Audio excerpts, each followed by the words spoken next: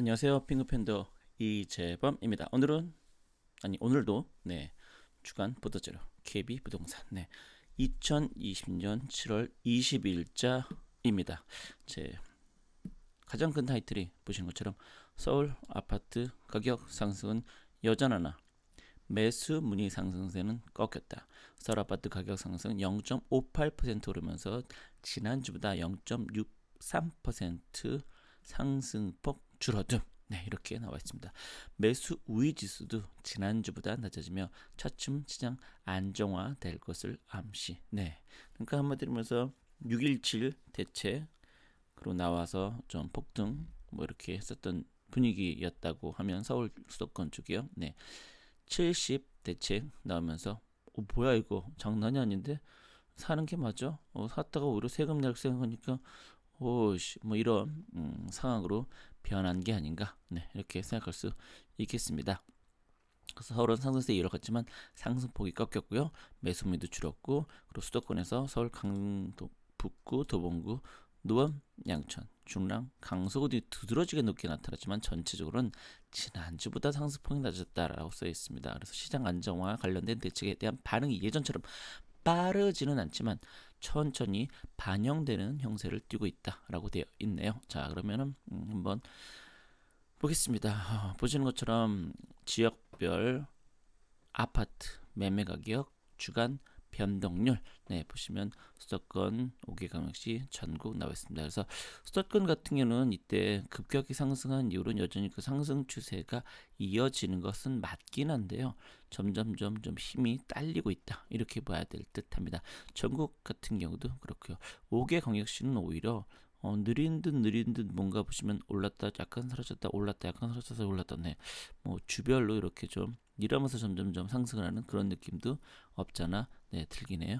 그래서 전국 시도별 아파트 매매 가격을 보신다면 세종 너무너무 대단한 것 같습니다. 그다음에 서울 경기 순으로 나와 있습니다. 그리고 제주 광주는 아주 꾸준하게 이 바닥 쪽으로 차지하고 있습니다. 서울 매매 가격 지난주에 비해서 이렇게 상승을 했다라고 되어 있는데 보시는 것처럼 강북 1.38, 도봉 1.16, 노원 0.88, 양천 0.84, 중랑 0.75. 정말 대단한 것 같습니다. 강북 같은 게 1.3%인데요. 잠깐 한번 강북 1.3%. 지난 주에는 0.76에서 1.38로 오히려 거의 2배 정도 상승했다고 생각이 될 만큼 늘어났네요. 도봉 같은 1.16, 도봉도 1.16, 전부 다 상승을 한 걸로 나와 있습니다. 노원 0.88이었는데요. 노원 같은 경우도 지난주에 비해서는 노원은 오히려 좀 줄었다라고 할 수 있겠네요. 어쨌든 강북과 도봉은 이런 와중에도 오히려 더 많이 올랐다라는 것을 우리가 볼 수 있습니다.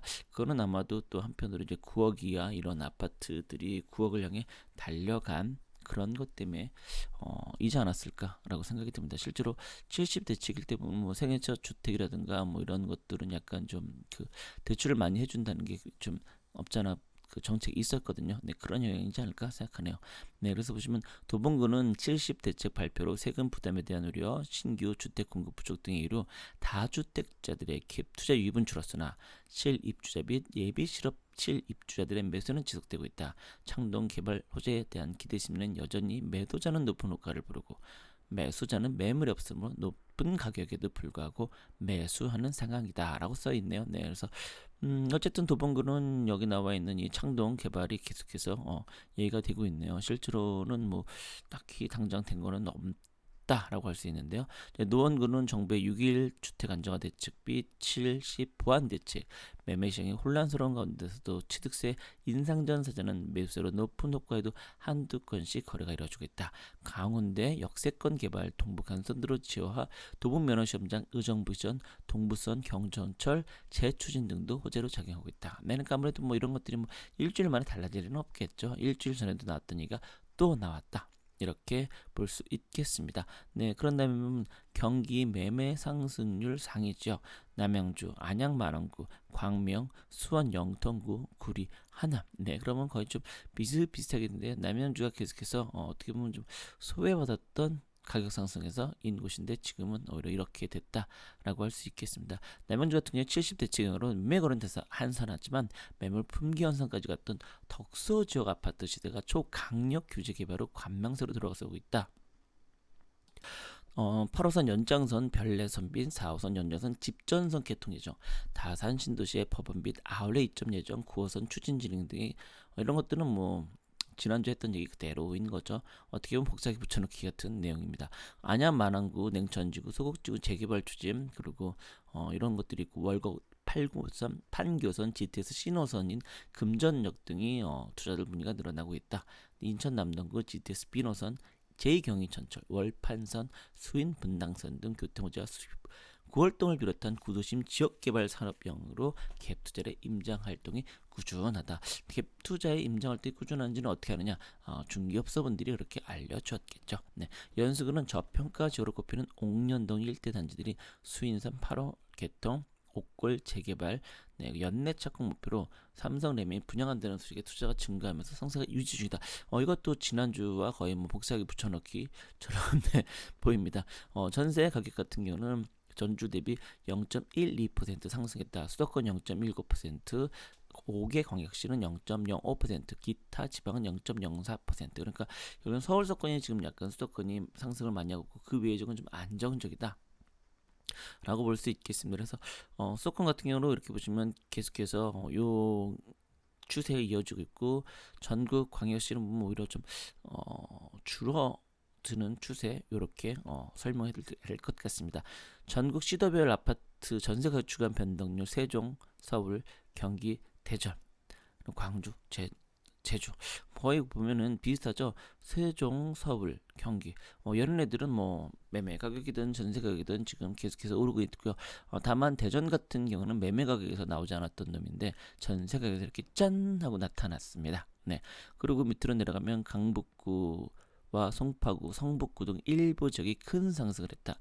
서울은 전주 대비 상승을 기록했는데요. 강북구 0.71, 송파구 0.62, 성북구 0.59, 동작구 0.39, 강남구 0.3%의 상승세, 하락 지역이 없다라고 써있으니까 현재 서울 대다수의 구가 현재 전세가 가격이 상승하고 있는 추세이다. 이렇게 볼 수 있겠네요. 네, 강북 같은 게 0.71이면 상당히 높다라고 할 수 있겠네요. 강북구가 임대차 3법 추진에 따른 법안 불안감, 보유세 및 종합부동산 세대 세율 인상분을 임대료로 메꾸려는 분위기로 인해서 상승세를 보이고 있다. 근데 이거는 뭐 정확히 그런 건지는 솔직히 전 잘 모르겠습니다.